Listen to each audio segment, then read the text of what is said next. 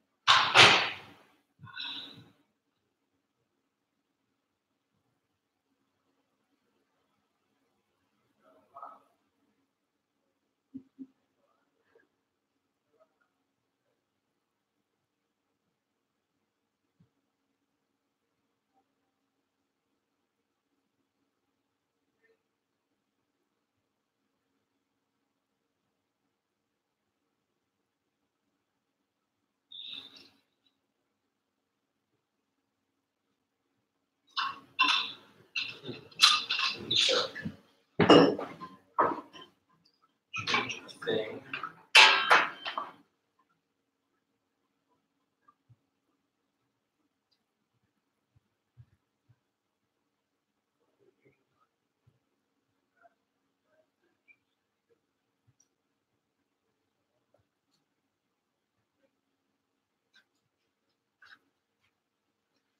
Hello. Hello. Oh my God! Hey. What up? What's up? What's going on, man? Not much. How are you? Congratulations. Thank you so much. Yeah. Oh, look who we found. Hey. Wandered in. If to bring all the food. How are you? Uh, Nice to see you. It hasn't been too long. Yeah, we should meet every month. Yeah. Cause for celebration every month. Yeah.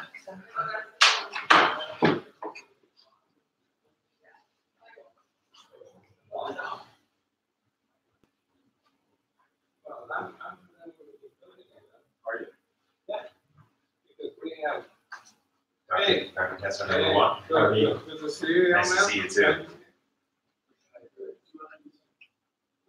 No, I didn't say. It's. Nice to see you. Nice to see you. It's been a long time.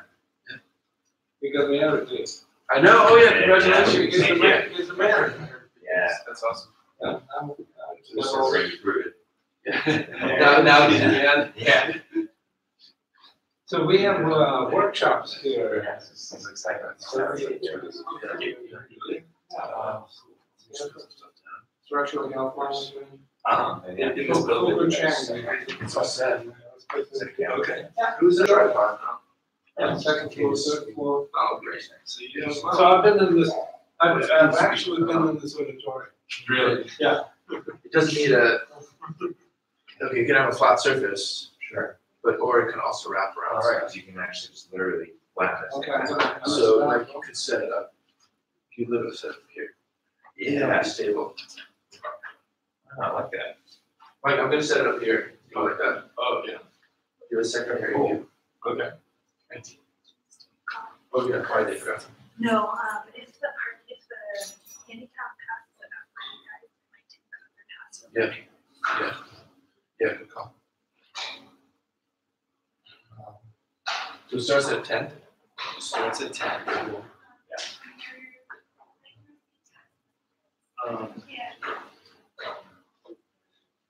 And can I ask you to find the water fountain? I heard you. In the basement, there's a spout. Okay. There's an elevator there. If you want to take that down.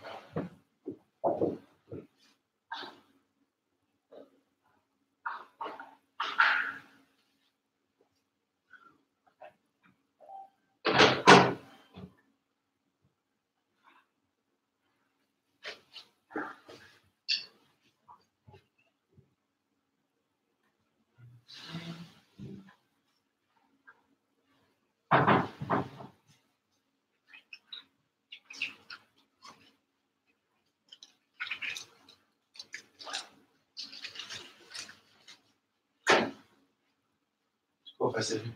Sure. You get choice of seating.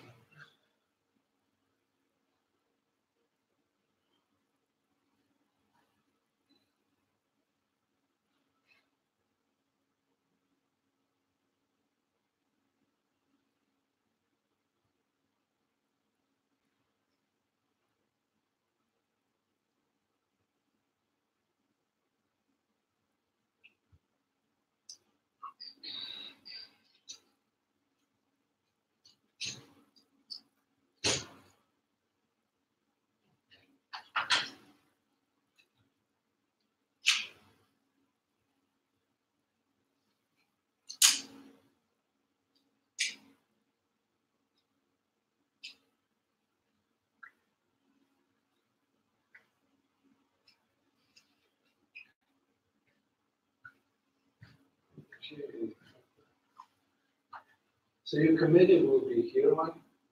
Yeah, Then probably in the first row. probably in the first row. One of my committee members got stuck in transit Traffic. in Houston, Oh, but I sent him the slides and he's going to listen to the talk. By phone. Well, actually, we have a streaming thing set up on the back. so good. Pretty good. Oh, what's with this bag? What's with this bag? Oh, that's just a bag. Bag of napkins. So I'll put the napkins out, right? Yeah.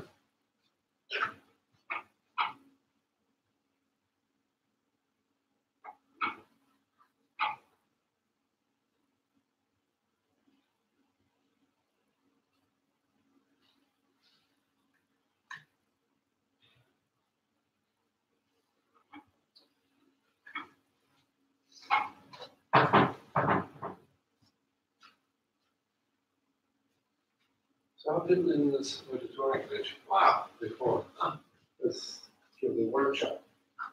And,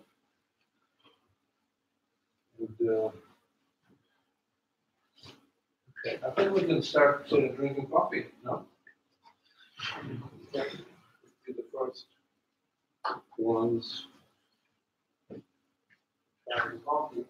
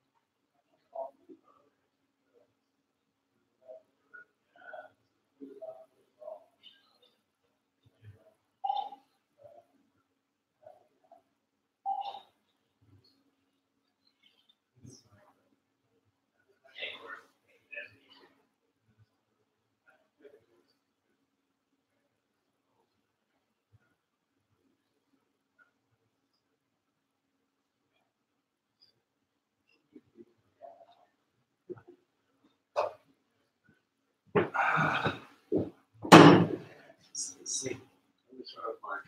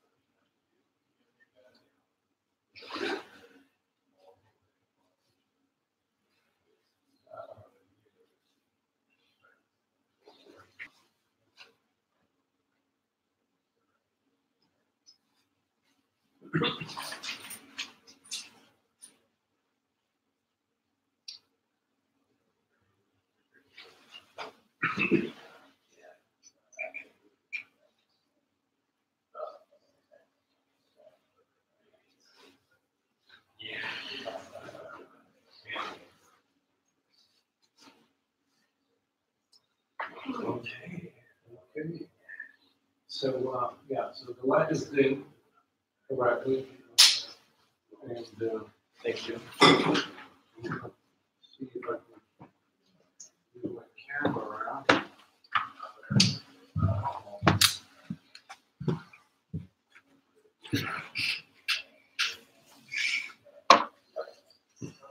Coffee too. Oh. So, one of those Kenyan coffees. It's from a new place that opened up recently. Yeah. It's very nice. It's like I don't know if it's owned by Italians but there are a lot of Italian things going on in that shop. That's where I watched the Champions League games. Did you go into the place, or did you just stay? Oh, okay.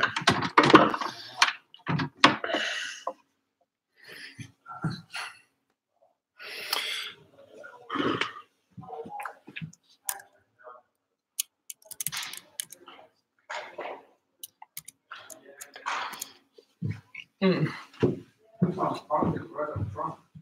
Parking spot. Yeah, that's the best. Yeah.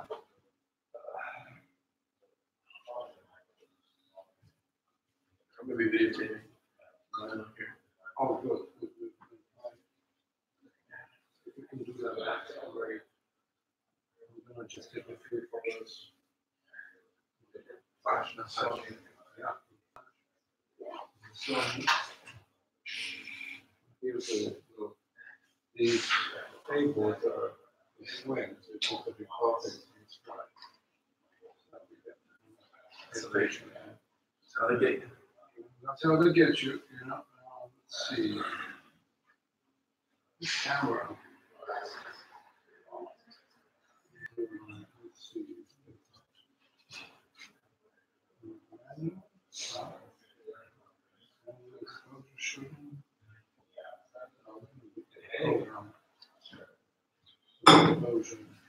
I'm so excited. You guys are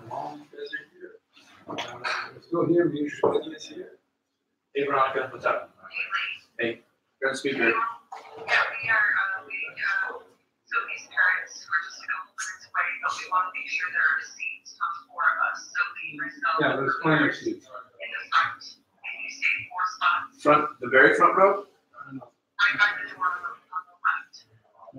The front door is for the committee. Yeah, there is a second. Yeah. Every seat. Yeah, we'll save some spots. There might be a couple left.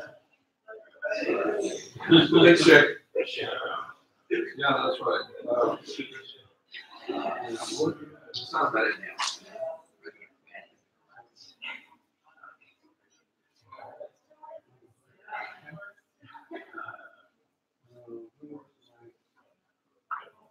Should be. Your slides. Literally. Copy slides off. Hello. We've met before. I'm Judith. Nice to meet you. Nice to see you again. Hi. Nice to meet you, Judith. Part of the family. Yeah, For sure. All the eyes are down. It's a committee over. Got some voting ballots in there. Oh, okay. It's democratic.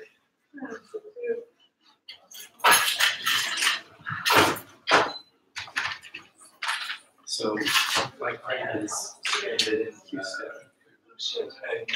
and he's watching the live stream. Okay. He's gonna Skype in with me. Those were. If that doesn't violate all of them. It does. Violates some. So weird.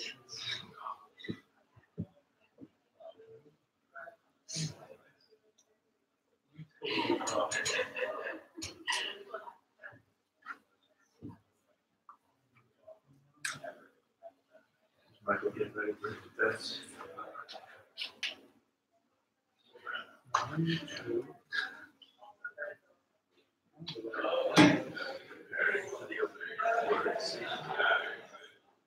Swipes.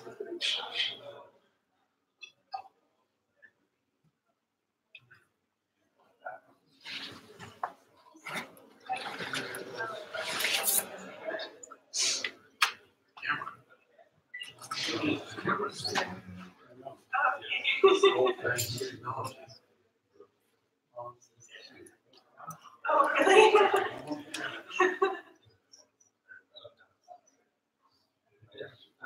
Oh, no. Let's see.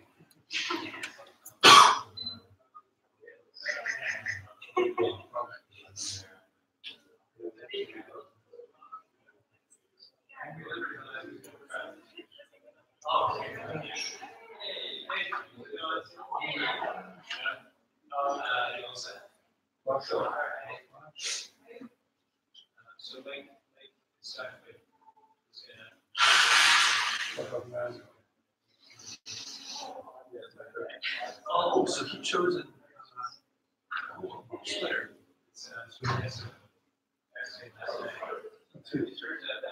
Personal decision.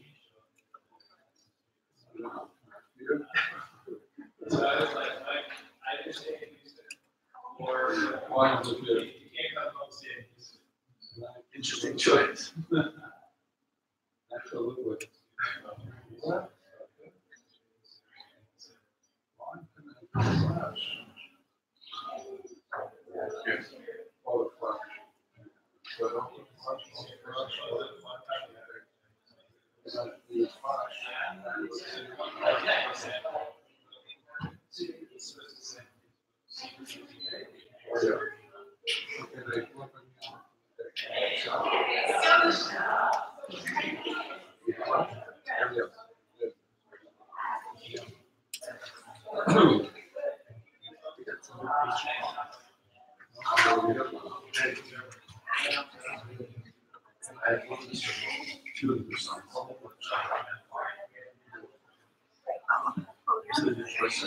My laptop is like going so Really? well for me. Oh,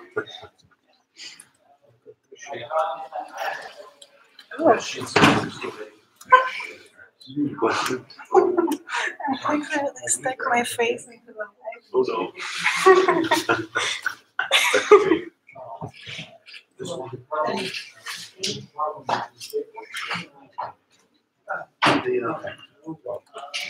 May I introduce you to my first family? Nice to meet you. My father. Three minutes, I think. I think I we would did. go on Yeah, someplace lovely to see you farther. again. So nice that you guys came out. When I defended my dissertation, my parents came. It's like a very clear, wonderful memory. Fortunately, I passed, but I don't want this next. Do you? That's what we're here. To make sure that World support.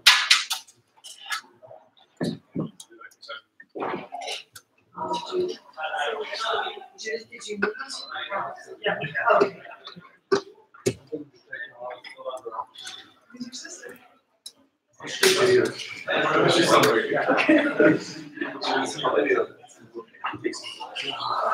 So, you can Photoshop it. Speed it up, slow it down.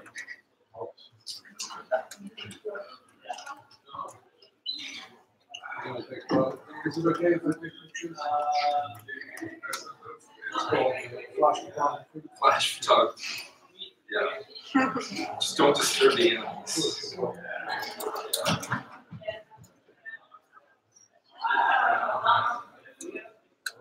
I don't think the flash will work that far.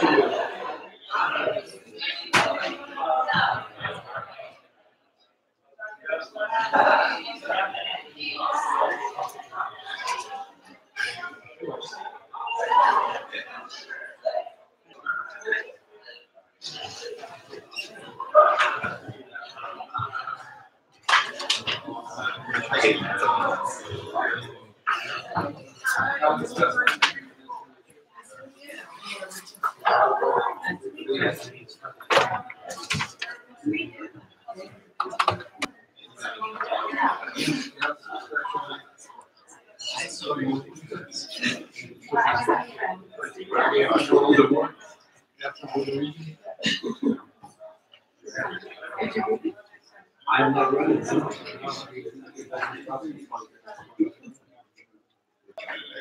Actually, I had to look at this 40 years ago.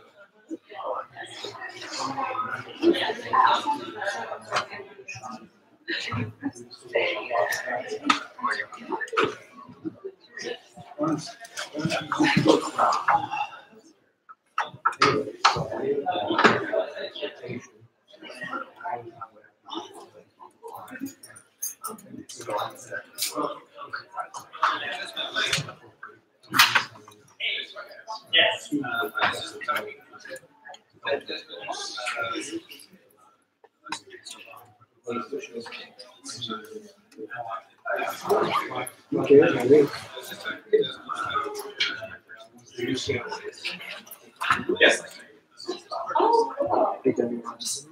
Yeah. Is that good? Yeah.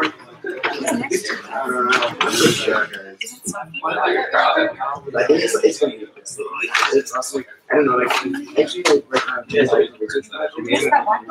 I always the game yesterday.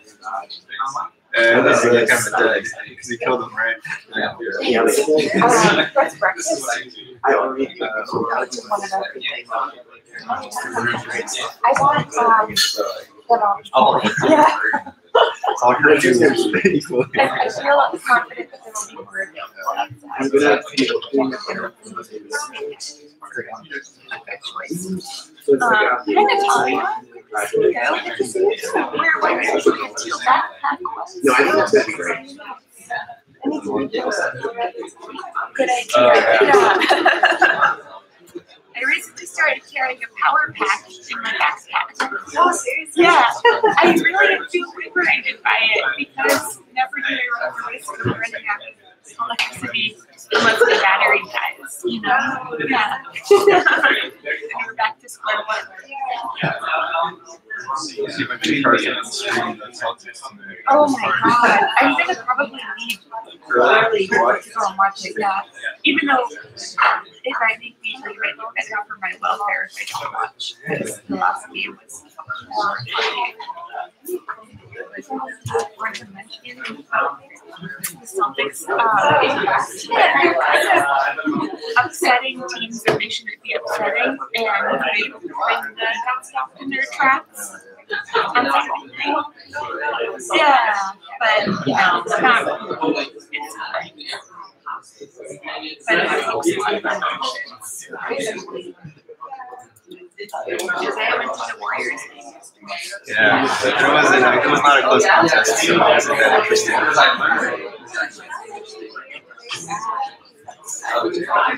Yeah. A lot of basketball. How are you doing? I haven't seen you in it's like a year. Like I see everyone at Perspectives Weekend, and that's it. Yeah.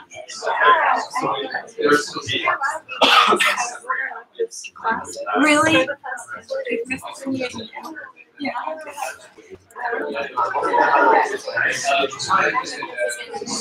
How's it going? I hear it's challenging.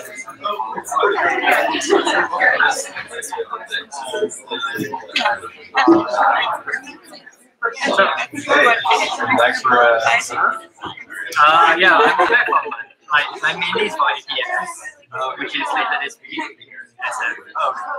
But then I decided to take a couple of weeks. A lot of projects. But here your pipeline is constructed. It's very efficient. Nova and Jamil. Yeah, so it's nice. Yeah, it's nice to do that. Yeah. When you feud your own creations. Oh. Studio team. Okay, cool. Are you around? Yeah. I mean, we're crashing with our friends in Centerville. But I'll be around for the next like 3 weeks.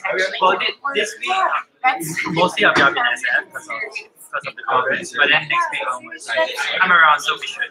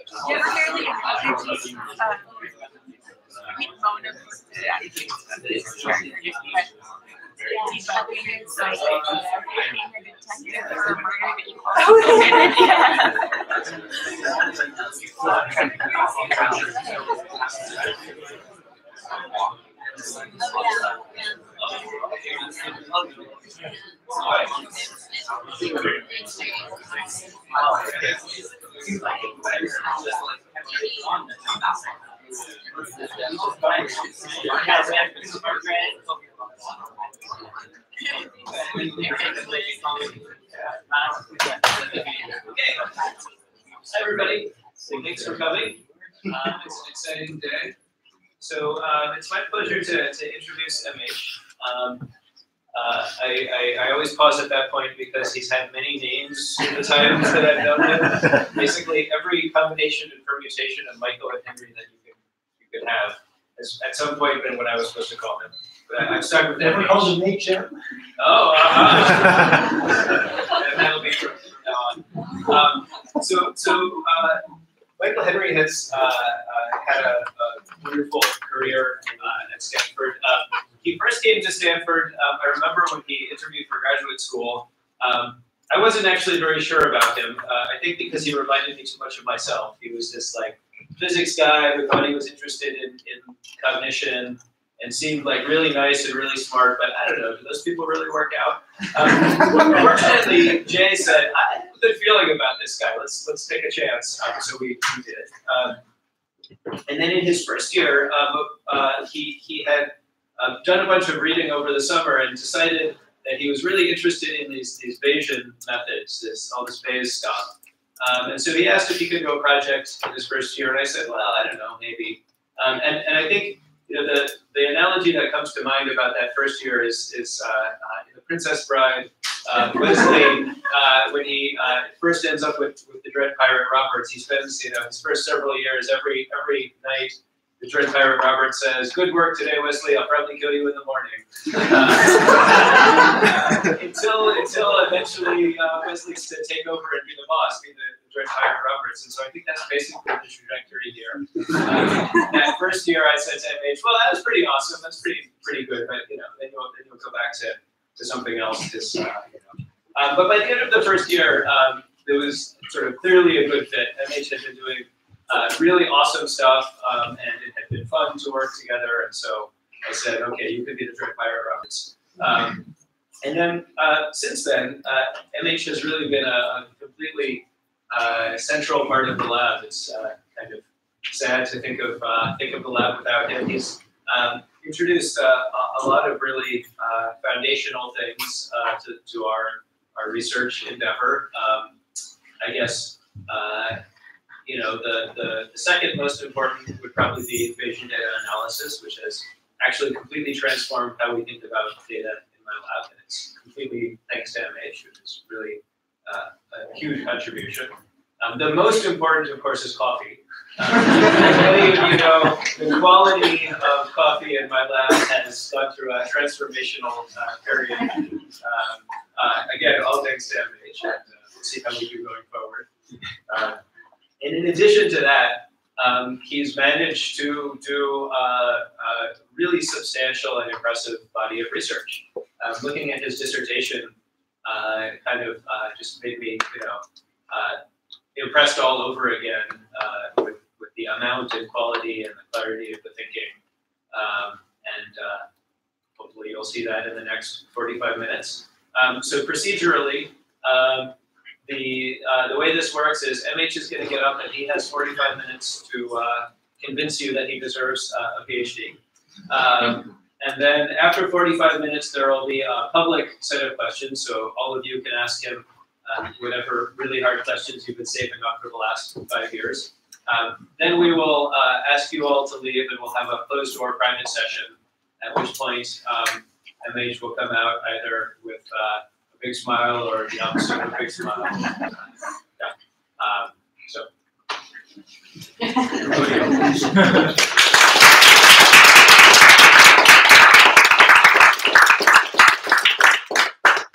Well, it's a great pleasure to be with all of you today, and thank you, Noah, for those thoughtful words. I'll have more to say about my time in the lab. After the science, let's start with that. So, topic of today's talk is communicating generalizations, and this is work that's taken me the last approximately 4 years to work. Okay. You give a man a fish, you feed him for a day. Teach a man how to fish, feed him for life. Probably many of you have heard this proverb before, but I bet not all of you know that potatoes make good bait. So this is a picture of my dad and I 5 years ago, exactly 5 years ago actually. And we just snagged this giant carp, which we pulled from our kayak, depicted there, and using only potatoes. Knowing that potatoes make good bait is super helpful if you're trying to eat fish, but it's also the sort of thing that's really hard to discover on your own. I don't know about you, but I never thought fish would eat potatoes. About 130,000 years ago, modern humans began migrating to diverse and challenging environments. So in the Kalahari Desert, there can be only 5 centimeters of rain in a year, and you have to be very efficient with your water use. But if you talk to the San people who have lived there for tens of thousands of years, you'll learn that you should look at the plants. Their roots have water in them. In certain situations, you might require more precise methods, such as sticking a long, hollow grass stem into a hole where the sand is damp. So even in droughts, there is water. In more recently inhabited spots, the challenges are different. Let's take the Arctic archipelago. There, winters can be kind of a problem. It's cold and dark, and land mammals, which you presumably like to eat, when they leave, they migrate south like any other sane animal. But if you talk to the Netsilik Inuit, they'll tell you not to worry. There's more sea ice in winter, and sea ice lets you hunt seals. Seals are very tasty, and also burning seal fat gives you heat and light. Human beings occupy a larger set of ecological niches and have a far larger set of adaptive behaviors than any other species. To accomplish this, there must be an accumulation of knowledge across generations. It would be hard to discover any of these things on your own. What accounts for the accumulation of knowledge necessary to survive in these places? Some have suggested that language play a part, but precisely what is it about language that would help transmit knowledge across generations?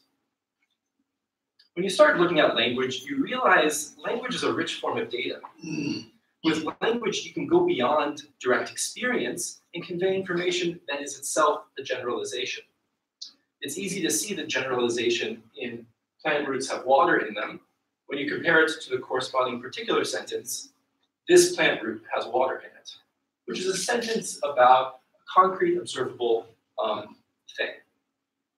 The former sentence is called a generic sentence, and it conveys a generalization about a category, here, plant roots. Simple events like John tracked an animal yesterday can also be generalized into what are called habitual sentences. John tracks animals. Even complicated causal kind of reasoning, like I burned this seal fat and it made heat and light, can be generalized. Burning seal fat makes heat and light. Now, this is not an isolated fact about English, but rather every language that we've studied has this sort of generics in them. And this kind of language is very common in everyday conversation. It's also very common in the language produced to young children. And its ability to refer to things that are outside of direct experience has pinpointed it as potentially central to to the growth of conceptual knowledge or how kids learn about the world. But what do generics mean? When we study language from a scientific perspective, the first problem to tackle is how to determine when the sentences are true and when they are false. Let me show you what I mean. It's a little bit non-trivial. So raise your hand if you agree with the following sentence. Robins lay eggs. Okay, raise your hand if you agree with this sentence. Robins are female. It's a little bit strange that the answers are different in these cases because in both cases, only half of the category has the property. Only female robins lay eggs. So why is it that robins lay eggs is intuitively true? Historically, there have been two kinds of approaches to answering this question. The first is a kind of statistical approach, and it comes from the tradition of formal linguistics and semantics. The goal of this enterprise is to provide a quantifiable, objective way to determine if the sentence is true or false. Such a quantifiable, objective answer would be inherently unifying because every generic would have to satisfy those conditions to be true. The second main approach comes from philosophy and psychology, and it looks not to the quantifiable aspects of the world, but to rather conceptual knowledge in the mind.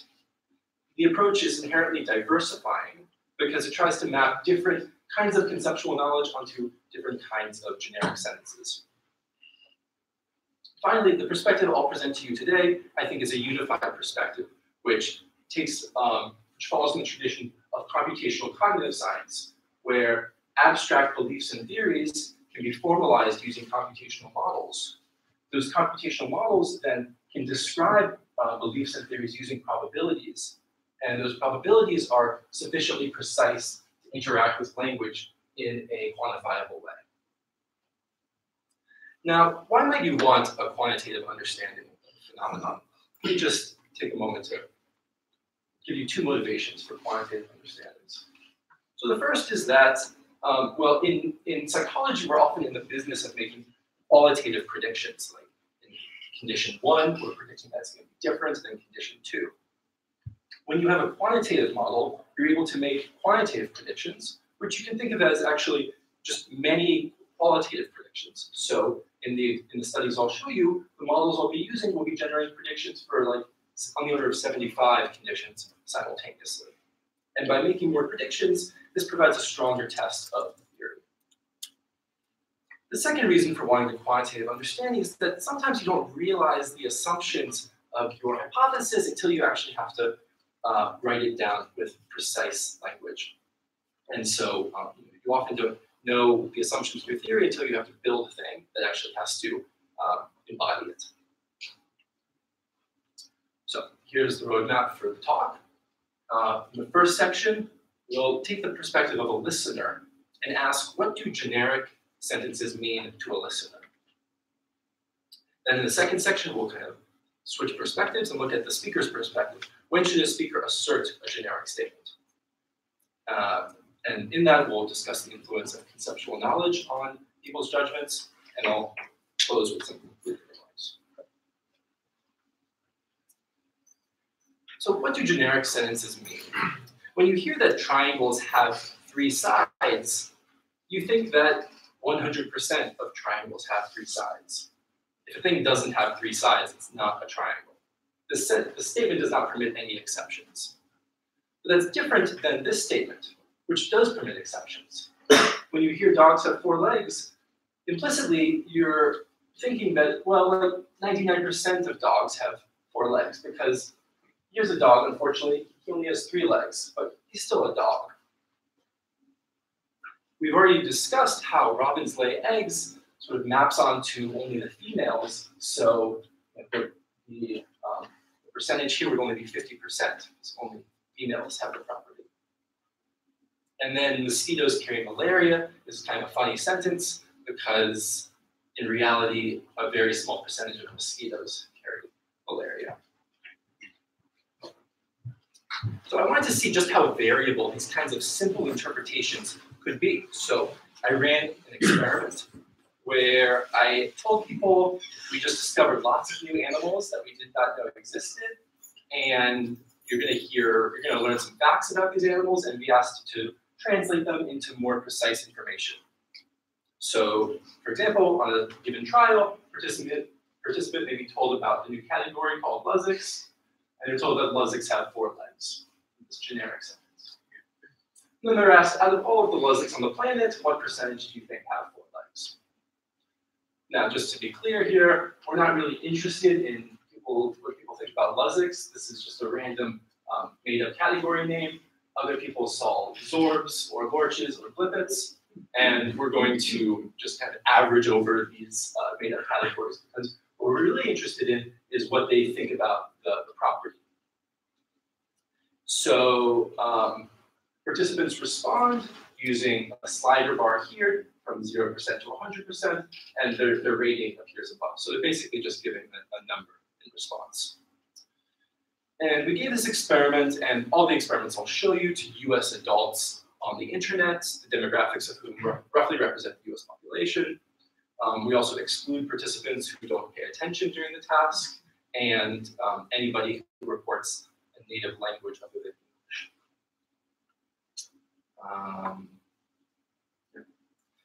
So we're interested in the variability across different items or generics about these different properties. So I came up with a bunch of different properties that I thought would try to map out a lot of the variability. So I gave participants generic statements about physical properties, like having 4 legs or having brown spots, psychological properties, like experiencing emotions, dietary habits, things that you eat, habitats, places that you live, diseases like getting cancer, but also transmission of diseases, reproduction, aggressive behaviors, and just other miscellaneous behaviors. The goal here is to get a wide variety of interpretations of generic sentences using these properties. Okay, so to visualize the data, first we'll look at all of the data simultaneously. On the x-axis, I'm going to plot participants' response, just what they gave on the 0 to 100 scale, and the y-axis is just the number of people who gave that response. So this is all of the data. So you can see the modal response to the question of how many have the property is 100%, and then there's some variability decreasing steadily as the response gets lower. How does this look at the level of individual items? So here we have like lorches live in trees. People tend to say that a lot of lorches live in trees, 100%, on average 90, because there's some variability here. Whereas living in urban areas looks different. So now participants are more willing to say that, well, maybe like only 75% of them live in urban areas. Living in high-rise buildings looks different again.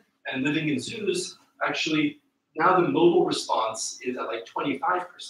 So when they hear a novel generic, like lorches live in zoos, people tend to interpret this as not that many lorches live in zoos. We can visualize all of the properties simultaneously. So I'm plotting the line is the mean response, and the box is the 95% confidence interval, and each dot is an individual response. So at the top we have something like lorches have 4 legs, where it means like close to 100% of them have 4 legs. And then there's some gradient down, and that gradient actually continues on downward, where lorches perform in the circus is kind of the lowest implied meaning here, where it means like a few of them perform in the circus. Okay, so we see a lot of variability, but how systematic is this? Could be that participants are just getting confused about the question, and by some random process are generating this continuous gradient pattern.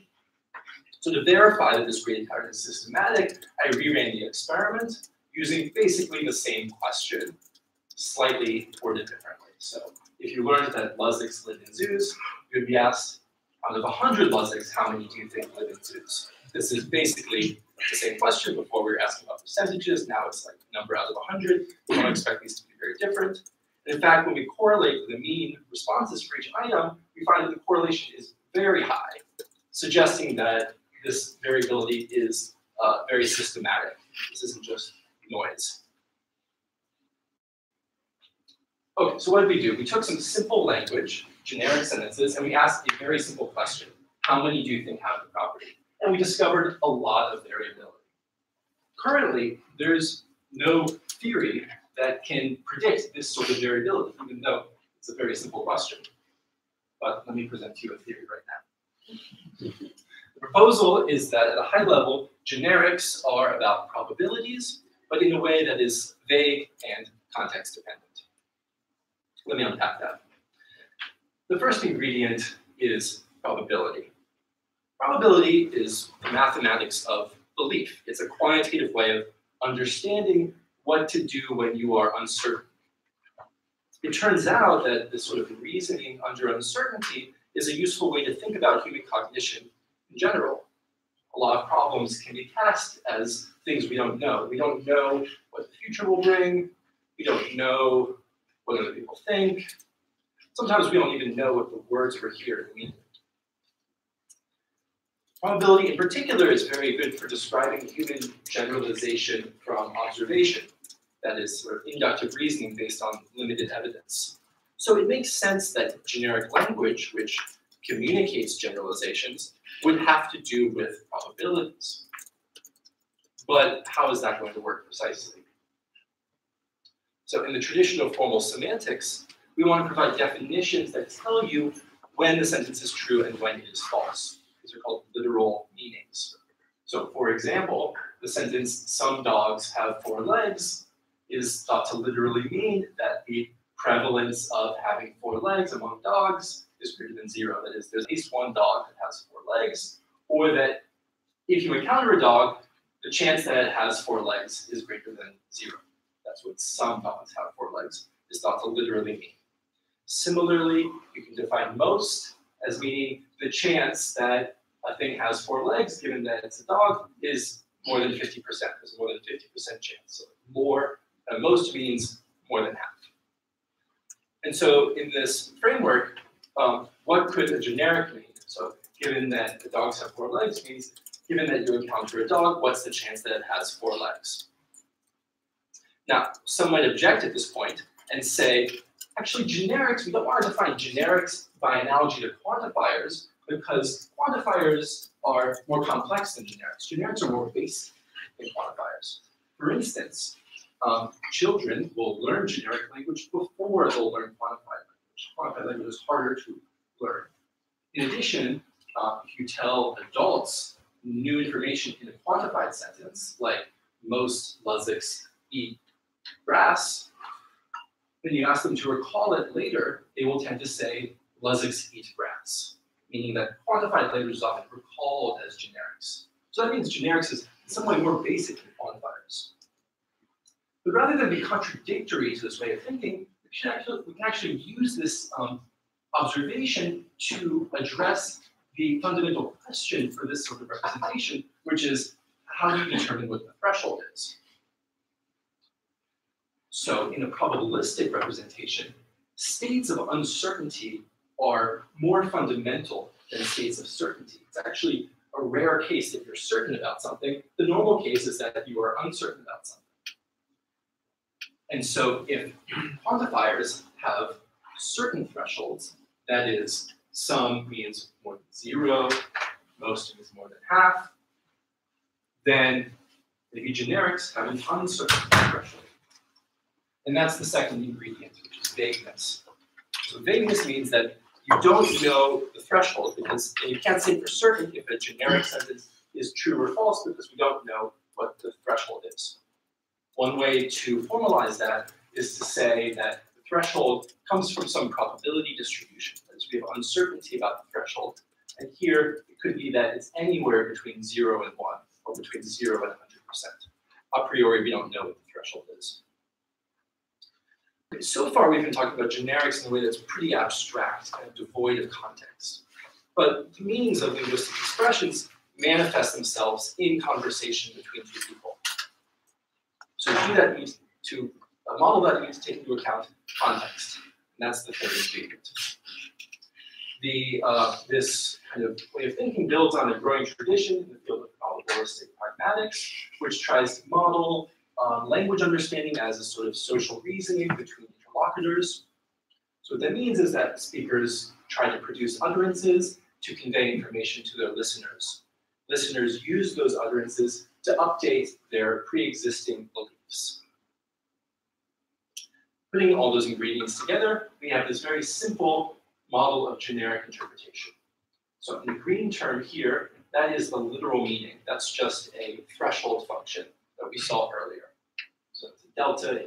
If the prevalence, if the probability is greater than the threshold shown here, then this is 1, and if it's not, it's 0. It's 1 or 0, it's a step function. Then we have this idea of vagueness, which is operationalized as uncertainty about the threshold. And finally, listeners' background knowledge, which is a prior distribution on the prevalence or the probabilities that we're trying to learn about.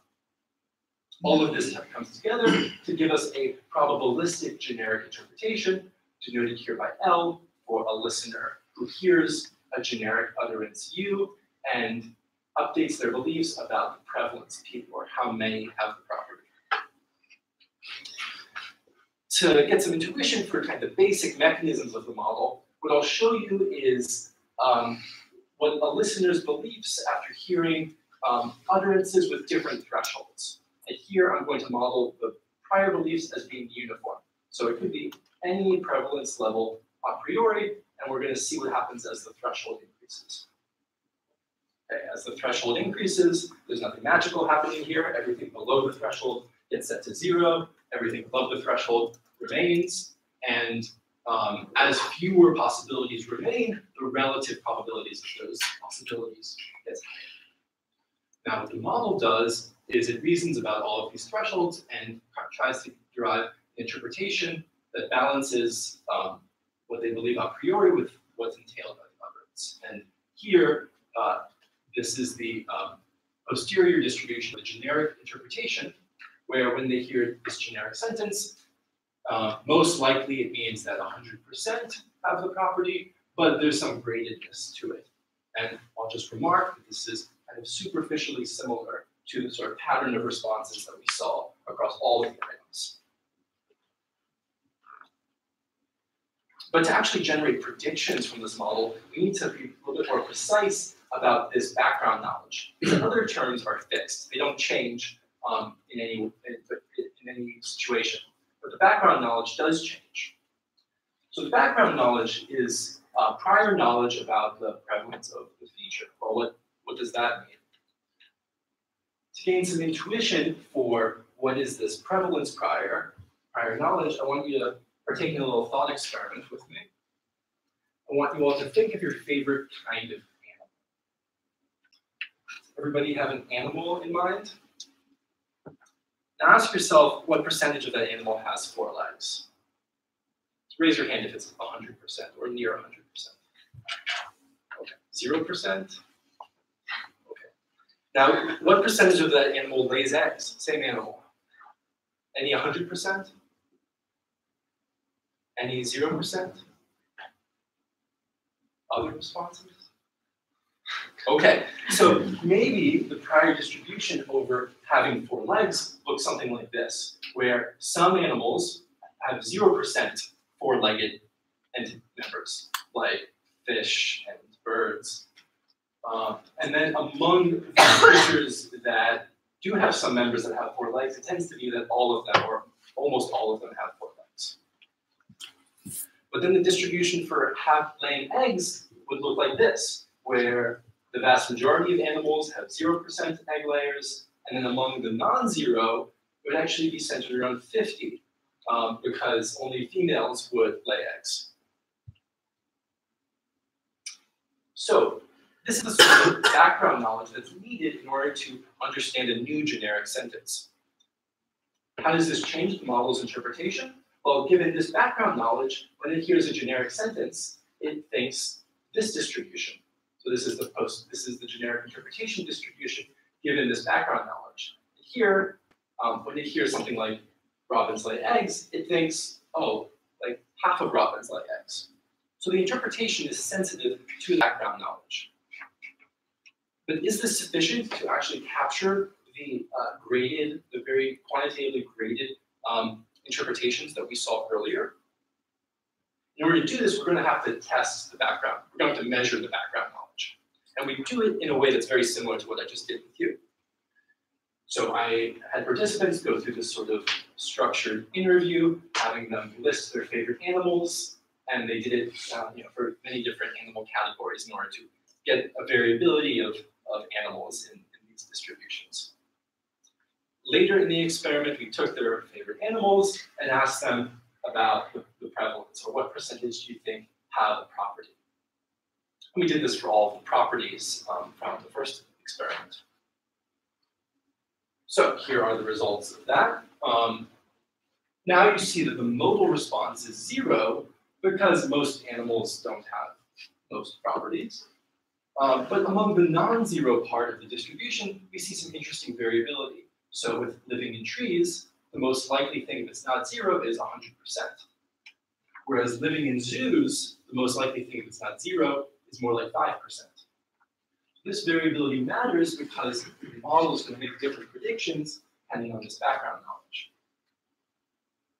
And we see it in other items as well. This is from the eating family. So we now, having measured the background knowledge, we can test if this model will be able to predict the graded interpretation data before. Okay, so I'm going to show you some model predictions versus in comparison to the observed data. So on the x-axis, I'll show you what's going to be applied to the model prediction, and on the y-axis is the observed human average response for a particular item, like living in zoos. And if you see data along the y equals x line, that means the model is doing a good job at predicting the data, because if the model is predicting 0.5, and then people are saying 0.5. The model is predicting 0.75, people are saying 0.75. So if you see y equals x line, diagonal line, that's a good thing. Okay, first we're going to look at how the prior beliefs alone predict interpretation. So we see all of the points are above this line, which means that when the model is predicting 0.5, people are saying close to 1, or something like that. This makes sense that the prior would predict the interpretation because this is modeling before you've learned anything about the animal. So it's not surprising. It's a good check that this is not predicting the data well. I'll just cut to the generics model, which has the uncertain threshold. We see that this model is able to predict here 97% of the variance, a very small squared error. So it captures the gradedness that we see in the interpretation data. If you compare it to two alternative models which lack the vagueness that's associated with the uncertain threshold, these models are not as good at predicting these data. Okay, so to summarize this first part, we took simple language, generic sentences, and we asked a simple question: how many have the property? And we found a lot of variability. In the model, probability formalizes the contextual influence on generic interpretation as beliefs about properties. So contextual influence comes in the form of beliefs about properties, and that's formalized with probability. And the uncertain or vague threshold for generics makes a generic more like a more basic quantifier. It's a more fundamental quantifier in a probabilistic representation. Okay, in the next section, we're going to kind of switch perspectives and look at what impact this has for speaker behavior. We saw in the beginning that generics elicit variable truth judgments. So we thought that robins lay eggs was a good sentence and robins are female is a strange sentence, even though the percentages are the same, even though only female robins lay eggs. So how are we going to model truth judgments? Well, in the work in probabilistic pragmatics, it's been proposed you can model truth judgments as a speaker's decision about whether or not to produce the utterance to a listener. That is, when you say true or false, you can model that as a speaker deciding, should I say the sentence or not? So we can take the interpretation model we saw in the first half and basically invert it using Bayes' rule to get the inverse mapping and follow the speaker. So the listener gets a generic, learns about prevalence. The speaker is going to take some prevalence and predict whether or not they should say the generic. So there's this, the model has this information conveyed to the listener, and then there's also this softmax parameter, which is common in these models for modeling action, which is what speech is modeled as.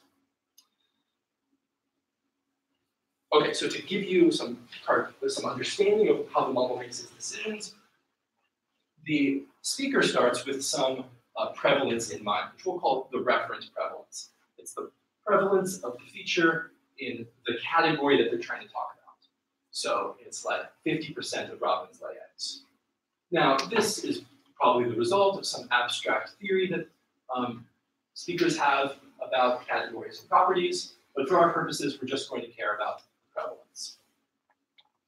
Then the speaker, in a sense, simulates what a listener would think. So the speaker thinks, well, what would happen if I say the generic? If I say the generic, robins lay eggs, the listener is going to think this thing, which is the result of the listener model. That's what we saw in the first part. Now, in order to model true-false judgments, we need to define some alternative thing the speaker could say. There are several reasonable alternatives you could put out there. But for our purposes, these all make very similar predictions. So I'll show you one of them, which is the alternative of silence, which is the speaker doesn't do anything. The silent utterance carries no information content and produces a distribution to the listener that's identical with the prior. So the silent utterance conveys no information, the generic utterance conveys whatever the generic conveys given by the model for the first half. And in this case, the speaker decides it's better to say the generic because they believe that half of robins lay eggs, and this distribution better matches what they believe. So we want to test this against real empirical data. So I ran a very simple experiment where I asked people to judge if a bunch of sentences were true or false, or agree or disagree. You get similar results if you ask true or false. And I took 30 generic sentences that's been talked about in the linguistics literature that have these sort of puzzling properties to them. Okay, so here's two data points. Mosquitoes carry malaria is judged to be totally true. 100% people agree with the sentence. And leopards have wings is judged to be totally false. Everybody disagrees with the sentence. In addition to these categorical judgments, you also see some gradedness. So what is that? So here we have tigers eat people, which is judged to be kind of true, but not as true as robins are red. And robins are female is judged to be kind of false, but not as false as leopards have wings. It's interesting, you see the same sort of three kinds of judgments in 5-year-olds. We'll also distinguish between like totally true, totally false, and like somewhere in between. You also get similar data if you ask people to give graded judgments. So not just a forced yes or no, but they can give like an intermediate judgment. You get the same sort of results. Okay, so I measured people's prior knowledge about properties in a separate experiment, and now I'll just show you how well that prior knowledge predicts their endorsements. So on the x-axis, I'm plotting the referent prevalence, which is, say, like how many robins lay eggs. And on the y-axis is the endorsement of the generic robins lay eggs. So here are the results. Up here we have an item like leopards have spots, which is judged to be totally true, and also 100% of leopards have spots. Down here we have lions have wings, totally false, and no lions have wings. But we also have these troubling cases like robins lay eggs and mosquitoes carry malaria, which are judged to be totally true, despite having kind of intermediate prevalence. Over here we have tigers don't eat people, which is judged to be kind of a bad sentence, even though most tigers don't eat people. Now we can compare how well our endorsement model does, and this is the speaker model, trying to decide, should I produce the generic or stay silent? The model returns a probability of producing the generic. we see that this model explains the variance in the data in a way that alternative models are also unable to predict. This is an alternative statistical model. This is a lesioned form of the endorsement model. Neither of these models can capture the gradedness that the endorsement model, the generics model, can. So let's look at how exactly the model is making its decisions. We can examine the components of the model in order to better understand this. There are basically three components. First, there's the speaker's beliefs, which are the reference preference, which is given by this green distribution here. Then the speaker is trying to decide, should I produce the generic or should I stay silent? If I produce the generic, the red distribution is going to be what's resulting in the listener. If I stay silent, the white distribution will result. There's some interesting bimodality going on in these data if you look close enough. But for now, we just need to see that the green distribution lines up better with the red one than the white one. So the model ends up endorsing robins lay eggs while trying to breed. The model can even make strong endorsements even when there's a lot of uncertainty about these probabilities. So in the case of carrying malaria, actually, nobody really knows how many mosquitoes carry malaria. If you ask people, the judgments are all across the board. And as a result, when the speaker is thinking about the listener is also going to learn this red distribution, which has a lot of variance in it. But it's actually still better than conveying the white distribution. The white distribution is the prior, which would, if you don't say that a thing carries malaria, probably doesn't carry malaria. So here the model still is able to endorse the sentence, even though there's a lot of uncertainty about exactly what the right numbers are. Robins are female is an interesting case because the prior, which is shown in white behind the thing shown in red, prior has very low variance. And so what happens with the generics interpretation, the red distribution, is it also has very low variance, basically right on top of the prior. That is, the generic doesn't actually convey anything different than silence because of these statistical properties of the distributions. So there's really no difference in the speaker's mind between staying silent and producing the generic. And so it returns an endorsement of 0.5, which is interestingly what people also produce. And I won't walk through this one, but basically tigers eat people or tigers don't eat people would be intuitively misleading to say. So the speaker doesn't say it. Okay. So in this case study, we looked at endorsements of generic sentences, robins lay eggs. We were able to model this as a speaker trying to convey information to a listener, given some reference prevalence, given some number of robins that they believe lay eggs. But we measured these two components, so this is sort of like a correlational analysis. We'd like to be able to manipulate these components and see that they're causally related to people's endorsements. So that's what we'll do in this next study. As well, I'd like to show you the generality of the theory. So we're actually going to leave generics and move to habituals, which are sentences like John runs. So same model and similar language. In a separate experiment, I measured people's prior beliefs about the properties, which I'm visualizing here. On the x-axis is the number of people who have done this action before, and on the y-axis is how frequently they do an action. So for instance, over here we have drinking coffee. Everybody drinks coffee, and we tend to do it daily. Over here is smoking cigarettes, because not that many people smoke, and it's something that people who do smoke do daily. Down here we have going to the movies, which is a very popular activity, but not done very frequently.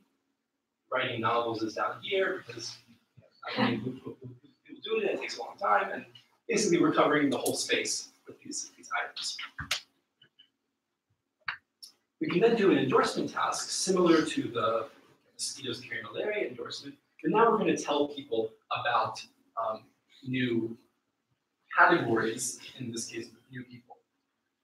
So for instance, you learned that in the past 2 years, Martin hiked 3 times. And then you're asked, Do you agree with the habitual sentence? Martin hikes. Forced choice task. We manipulated the time interval that people read here. So we were going to make this past month, past year. These frequencies were chosen using the model to elicit maximal variability. This is one of the benefits of having a computational model in this case. And in our data set, we constructed 93 unique items. So this data set is actually 3 times as large as the generics, Robbins Lyetics data set. Okay, so how well does the frequency of the event predict their endorsements of the habitual? Okay, over here we have somebody who goes to the movies 3 times in the past month, and the participants are very willing to endorse that they go to the movies. But a person who smoked cigarettes 3 times in the past month, participants are really uncertain whether or not the person smokes cigarettes. Somebody who climbed 3 mountains in the last year is certainly somebody who climbs mountains. Somebody who went on 3 hikes in the last year it's more like 80% that they are a person who hikes. And if you go on a run 3 times in the past year, sorry, you're not somebody who runs.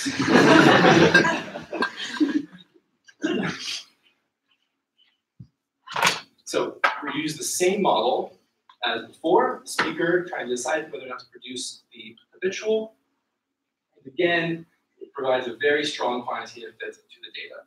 And again, this isn't a case where other models are not posed in the right way in order to account for this data.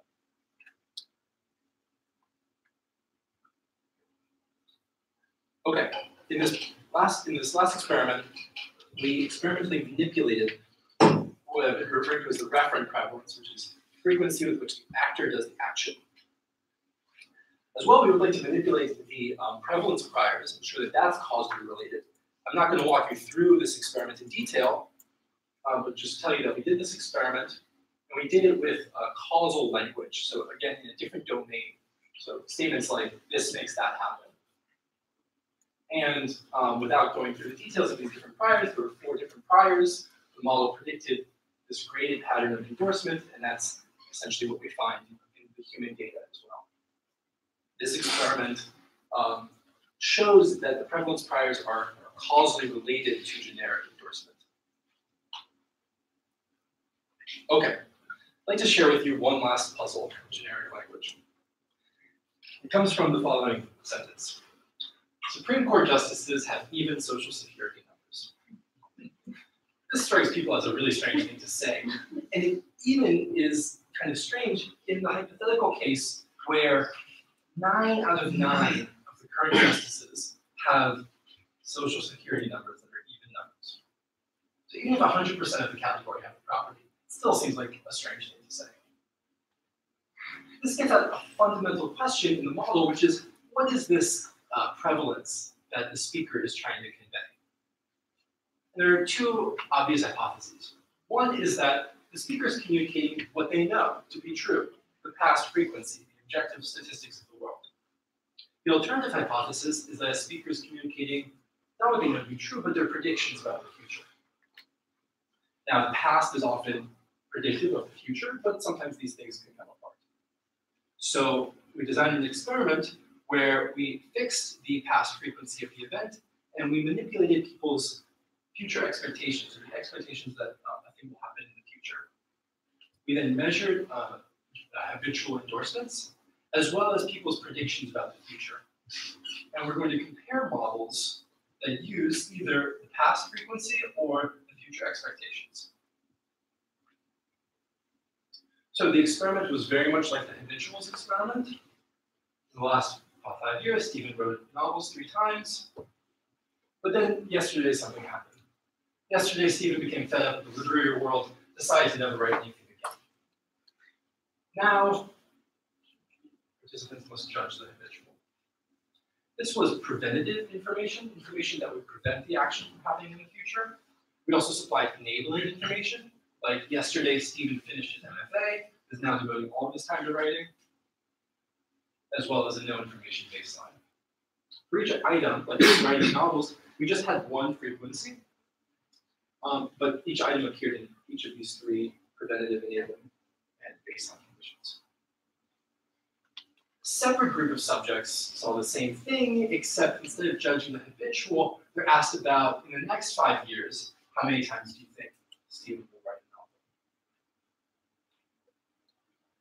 So, first of all, we want to see that the manipulation worked.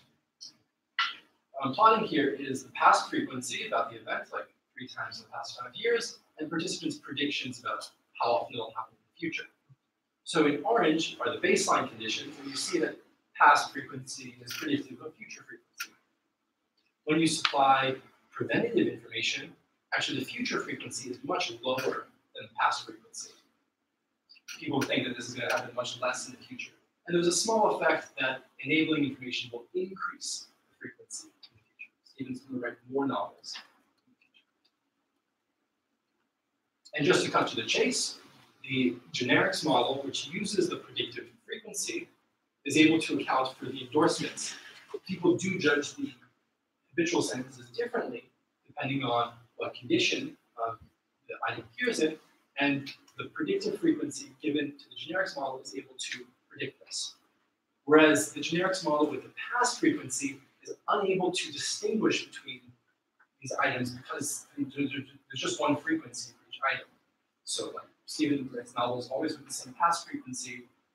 Participants judge the habitual differently. This model can't predict that. Also, frequency alone, the predictive frequency alone is not, it does better, but it's not, doesn't get all the way. Okay, so the prevalence in this model is really like a prevalence in the mind. It's a speaker's subjective belief about what's likely to be the case in the future. This resolves the puzzle of the Supreme Court justices because our beliefs about if there were to be the next justice to come forth, be selected, a prediction about their social security number would probably be 50-50 chance of being even. So it's not that it's 100% chance that's going to be even, it's more like 50-50. And so the predictive frequency, predictive prevalence is different than the current frequency. This also explains an interesting effect discovered by Galvin and Bloom, where if you learn, it's an effect of property origins. So you learn about a novel category. So these are doubles.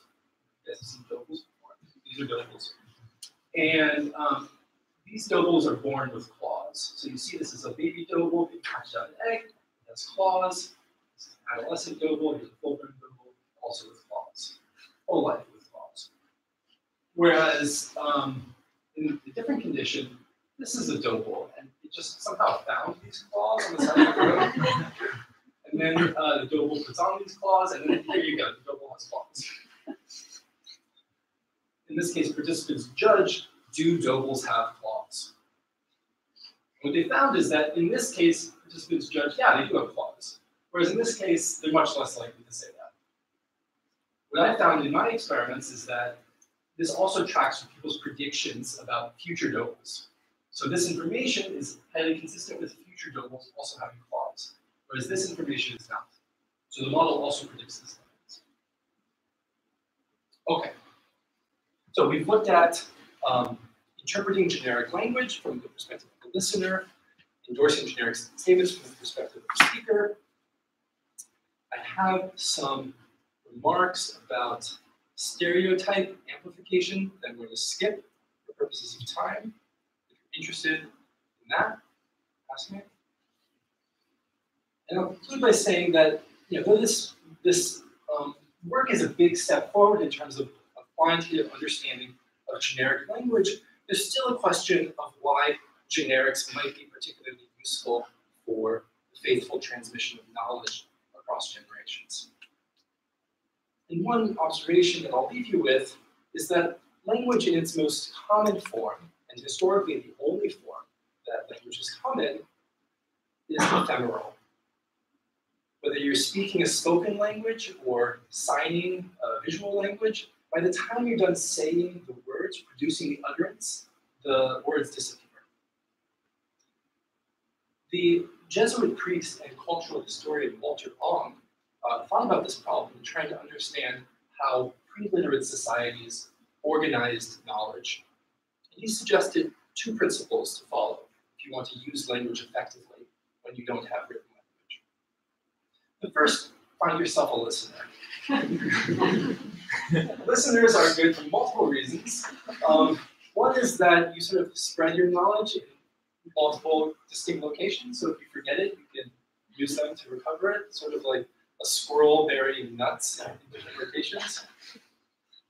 But even with a listener, you really don't want to think super complex thoughts, because super complex thoughts are going to be hard to recover later. Instead, you should think memorable thoughts. As an example, he points to proverbs like, a horse has 4 legs but still stumbles, or give a man a fish, feed him for a day. Proverbs are, as you see, generics. And both proverbs and generics are easy to recall. Thus, the language encoded by these simple linguistic expressions is more likely to stick with you. Certainly, there's more work to be done to understand these ideas, but I think this thesis lays the groundwork for that investigation. So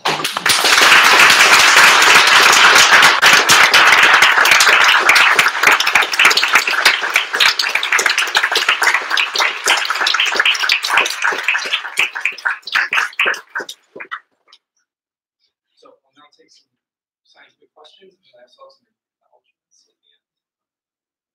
About 5 to 10 minutes for questions. Really lovely talk. I was wondering about a small thing that I noticed in the very first study you presented, which is that the qualities that people attribute the lowest frequency to tend to be deviant behaviors like stealing alcohol left behind by tourists, or eating garbage, or carrying out premeditated murder. So I guess I'm asking you the question about stereotypification. So I guess, in general, do negative behaviors need to be less frequent before we endorse generics about them? So great question. There's multiple things I'd like to comment on in your question. First is that not all of the behaviors that have low prevalence are deviant. I mean, it depends on what you mean by deviant. Living in the zoo is deviant. I mean, it's sort of deviant is deviant from the human race, not the animal. But there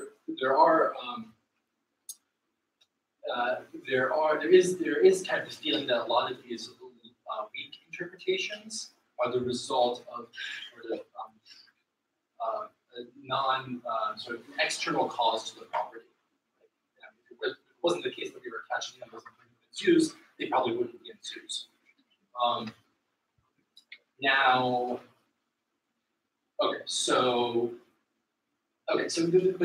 It's hard to quantify the exact deviantness. In the experiments, there aren't real strong differences between the qualitative feelings of the generics and their quantitative interpretations. In other work that I haven't talked about today, we looked at this effect of dangerousness of a property that's thought to not change people's judgments. And at least the empirical evidence that's presented in the literature is not as, maybe in some sense, confounded with these statistical features that the model brings out. So at least right now, we don't have a good understanding of when that sort of dangerous information would influence people's judgments. I was thinking about the analogy, so the Supreme Court justices, which is still taken, that's what I was going to ask you about, but you got there first. But the worry is that, so the old observation is that generics are more intentional than quantifiers, right?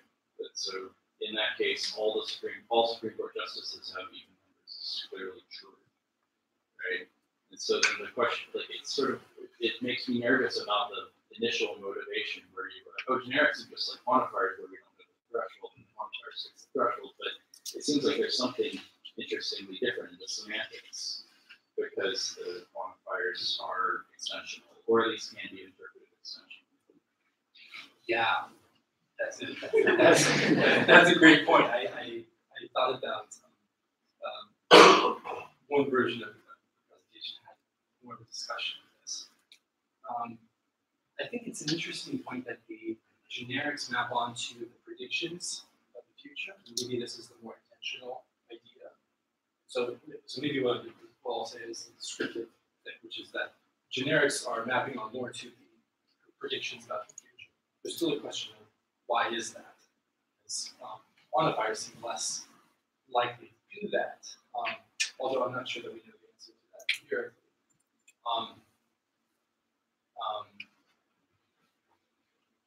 So there's the observation that generics are communicating inductive probabilities or beliefs in the head, and it may be a more fundamental thing to learn the beliefs of a speaker than maybe an extra step to then believe the beliefs of the speaker are the truth of the world. So it might be more something fundamental about learning the beliefs of the speaker as opposed to it seems like you would need an extra step to take that information, take it as objective fact about the world. Although there's also the evidence for this idea of naive realism, where people, their young children, think the world is as how they believe it to be. Yeah, so I think there's still some work to be done figuring out the relationship between generics, beliefs, quantifiers, and statistics. That's an interesting question. I was just wondering if so it struck me when you have the tigers don't eat people, that it might be the property, but it seems like tigers eat people doesn't require them all to eat people. Tigers don't eat people. It's like no tigers eat people. Yeah. And I've been thinking about negation and generalization, and I was just wondering if you haven't learned anything about that. Did you see any effects of that? Yeah, I definitely agree that like when you see that the thing doesn't have the property, it's should like none of it should have the property. Where it has the property, the more exceptions are allowed. I think the statistics of the prevalence prior sort of get at that. Like there are a lot like with let's say having 4 legs. Like it's possible that a dog has 3 legs. It's very possible. There's a lot of things that can happen. Whereas it's kind of harder to imagine a fish with 4 legs. Maybe by genetic mutation this could happen, but it could be that the sort of variance at the high end of the scale is different than the variance at the low end of the scale. That's just one hypothesis.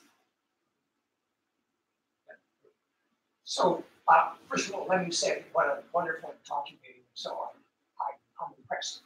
I wanted to ask, though, of course, about a move you made in your analysis, which is to compare, say, robins lay eggs, I produce it, versus being silent. And I'm wondering what the role of being silent is in your model. Because, of course, if I showed you J as a J, did you know that robins lay eggs? That was stupid. And he was saying duck. So, in fact, the right thing to do there is to be silent.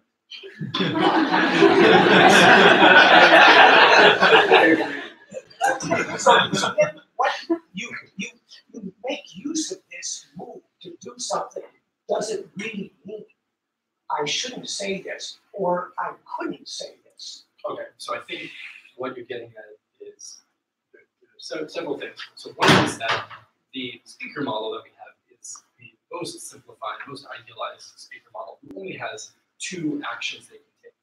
And that is supposed to map onto the participant in the experiment of you can agree or you can disagree. There's no other So option. you're using the word can as opposed to should or could. I mean, what's the modality here? I'm not sure I I could say to Jay, he'd say, gee, I just saw some eggs out on the lawn. And I'd say, well, you know, robins lay eggs.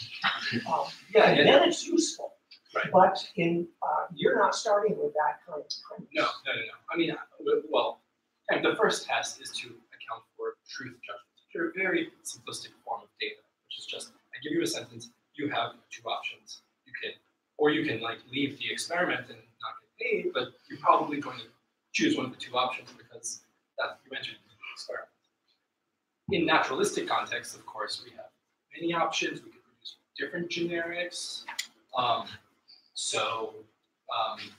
This is really the first step towards that. I think the idea that, well, certainly Jane knows that robins lay eggs is totally compatible with this sort of modeling framework because the speakers take into account the We've got this background knowledge, why didn't you make use of it? I mean, I have background knowledge that sure, Jay knows that robins lay eggs. Yeah, I think that it's an interesting future. I think it's a very proximal future study to kind of extend the model to account for this sort of shared knowledge, what's relevant to produce. Point is well taken. That is all the time that we have for questions from the public. Again.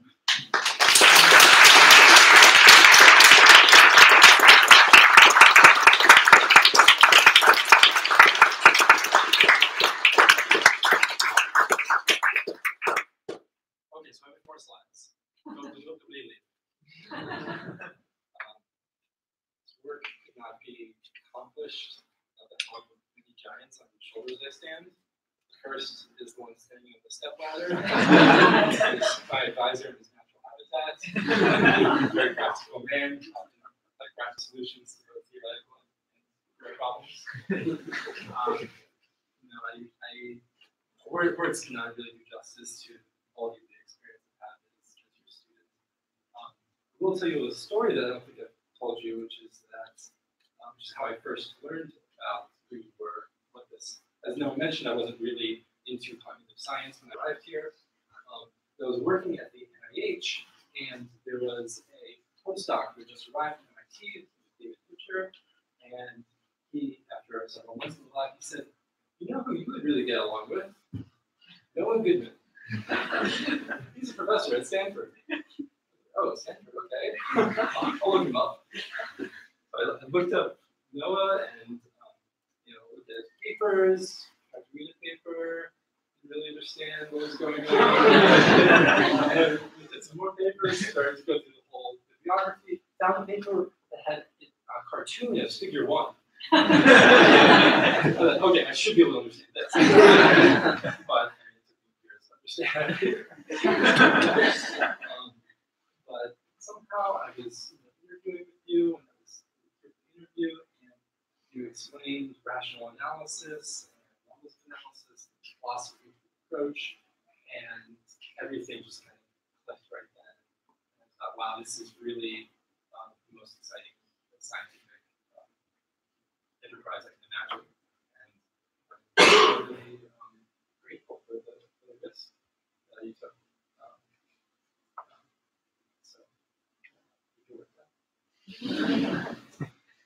I also must acknowledge my illustrious advisors committee, Mike Frank, who's here via telecom somehow. Mike, I investigated his research before, and that was much more understandable. And I remember doing an interview with Mike. He asked, "What do you want to do?" I said, "I want to use math to understand the mind. I want to study theoretical neuroscience." And he said, "Okay, that sounds good. Why don't you want to study theoretical cognitive science?" And I said, "Oh, that sounds really interesting. What's that?" And Mike has been a great second advisor. I can't imagine a better person, both personally and professionally, to advise me.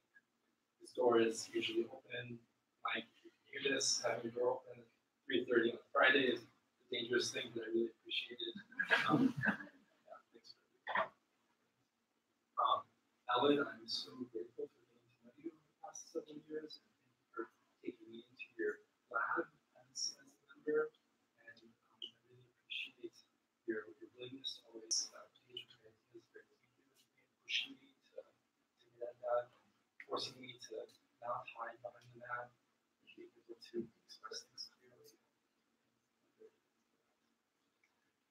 And and Jay, you were my first advisor here, and advisor throughout.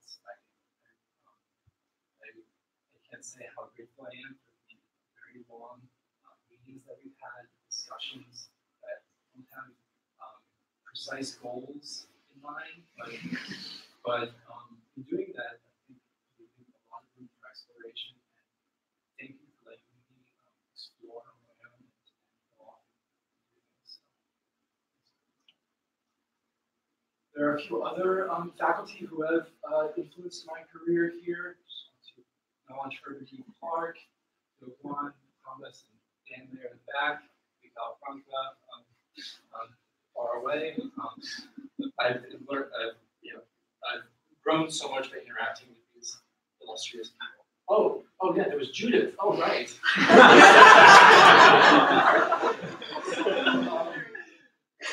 I'm still so surprised that Judith is part of the committee. Judith and I started at the same time at Stanford. She was a postdoc, grad student, and like big sister and a very great friend throughout. We're just stellar professors, so keep going. Okay, I think that's awesome. The community here at Stanford is incredible. Just the amount of people we can learn from and the diversity of opinions. Everybody's very willing to take the time to learn. Also want to acknowledge the staff at Stanford. They do the things that people I've interacted with, do the things that no academic would run away from screening, and so I really appreciate the work that they do to insulate us from that world. And the many collaborators I've had, both other PhD students, postdocs, and undergrads. Just want to highlight some particular individuals, Erica Yoon, who is here, who I've had a great collaboration with for several years. And wonderful experience. I'm actually working with my friend. Yeah, and there's too much to say about all these people, so I'm going to just charge on. The Computation and Cognition Lab. We've gone through many adventures, hikes, like going through trees. There was a time when we all married Desmond.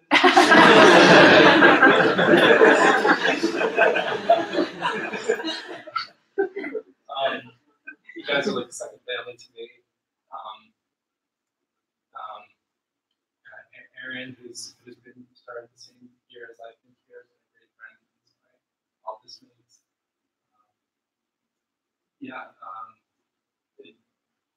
I don't know words, but you guys know that you're great.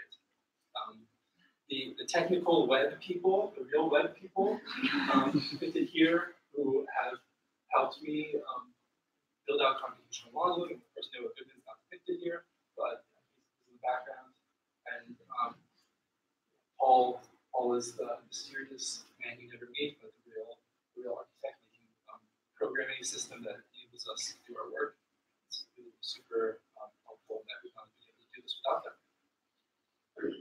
One of the, I've been remarking with my roommates recently, one of the most surprising things about grad school, the things that I was most surprised about, are the friends that you gain throughout this enterprise. Foremost, the first year cohort from 5 years ago, aka the 5th year cohort, provided great emotional support throughout. In particular, the residents of Jordan Schmall, who are my roommates, Kara Weissman, Grace Creatures, Dan Berman, Michelle Bader, and Sophie. Yeah, it's a rare thing to live among other students and people you can have deep discussions with all hours of the day, but also kind of go back and yeah. Okay, Noah's telling me to rush along. So, other friends who are here, I'll just remark on the variety of friends I have that feel free to raise their arms. Yes. Just want to acknowledge my good friend Everett, who's from childhood, who's here today, from Georgia. Rurel, who I've known since she was born, here from Seattle. Still, if you're helping me repair my car. Okay. The second family I acquired in Berkeley, California, Carl and Ann, who let me into their home for Christmas and taking me on as a child. I really appreciate the love you supply. My partner for the last several years, and lover of all animals, lover of trees, and woman who's always happy to catch a banana.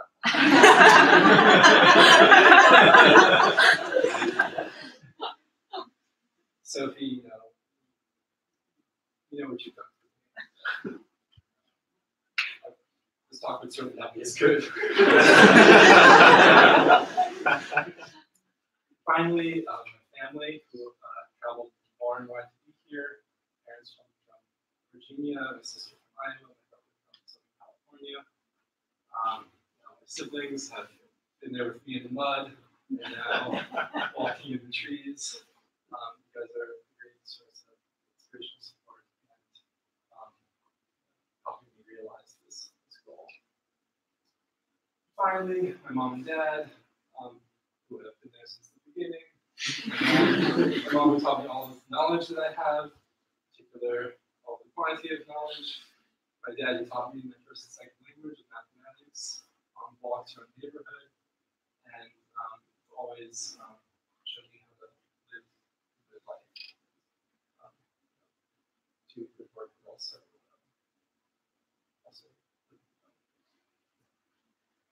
finally, PhD is a long time, long enterprise, and some events happen during this time that I might not expect. So during a PhD, I had to really let go of my aunt and my grandmother, who these women were very instrumental for bringing me where I am today. Both of them immigrated from the Soviet Union at a time when it was not very easy to do so, and it's really these giants on the shoulders. Thank you.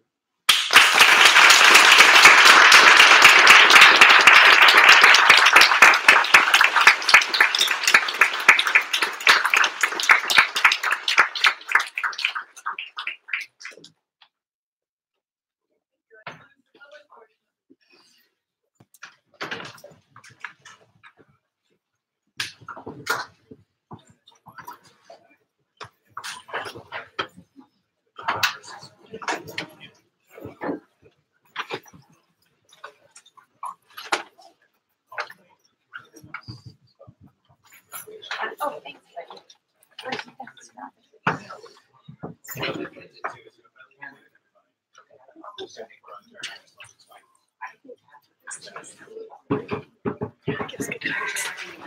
Oh, shoot. Hello. Okay. Whoever's still on this thing, just, yeah, okay.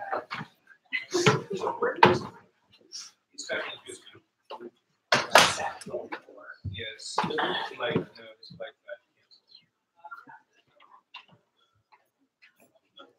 that.